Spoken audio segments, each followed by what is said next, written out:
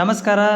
ನಮ್ಮ B Ed ಅಭ್ಯರ್ಥಿಗಳಿಗೆ ನಾನು ಒಂದು 2 ಡೇಸ್ ಬ್ಯಾಕಲ್ಲಿ ನಿಮಗೆ ಒಂದು BCM ಡಿಪಾರ್ಟ್ಮೆಂಟ್ ವತಿಯಿಂದ ಹಾಸ್ಟೆಲ್ ಅಪ್ಲಿಕೇಶನ್ ಬಗ್ಗೆ ಮಾಹಿತಿಯನ್ನು ಕೊಟ್ಟಿದ್ದೆ.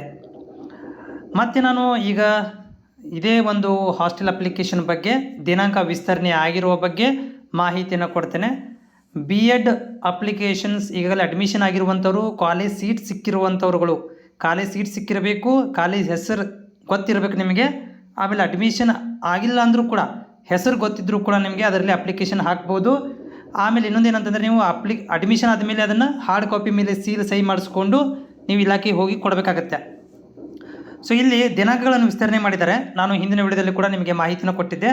ಸ್ಪೆಷಲಿ SC ST ಅಭ್ಯರ್ಥಿಗಳಿರ್ಬೋದು ಮತ್ತು ಮೈನಾರಿಟಿ ಅಭ್ಯರ್ಥಿಗಳಿಗೆ ಮತ್ತೆ ದಿನಾಂಕಗಳನ್ನು ವಿಸ್ತರಣೆ ಮಾಡಿರುವಂಥದ್ದು.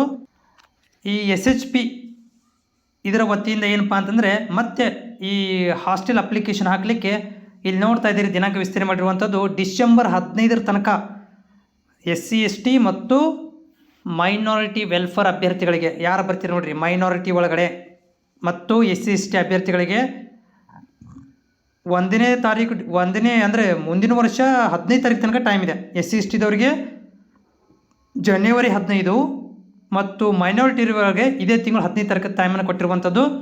ಇದು ವಿದ್ಯಾರ್ಥಿಗಳ ಒಂದು ಹಿತದೃಷ್ಟಿಯಿಂದ ಈ ಒಂದು ದಿನಾಂಕ ವಿಸ್ತರಣೆ ಮಾಡಿರುವಂಥದ್ದು.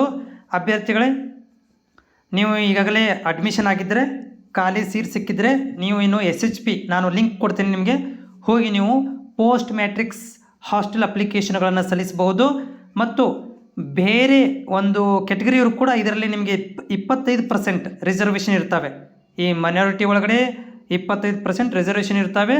ನೀವು ಕೂಡ ಬೇರೆ ವರ್ಗದವರಾಗಿದ್ದರೂ ಕೂಡ ಇಲ್ಲಿ ಸಲ್ಲಿಸಿ ಟ್ರೈ ಮಾಡ್ಬೋದು ಅಷ್ಟೇ. ನಿಮ್ಗೆ ಗ್ಯಾರಂಟಿ ಕೊಡೋದಿಲ್ಲ, ಯಾಕಂದರೆ ಇಲ್ಲಿ 25% ಸೀಟ್ಗಳು ಮಾತ್ರ ರಿಸರ್ವ್ ಇರುವಂಥದ್ದು.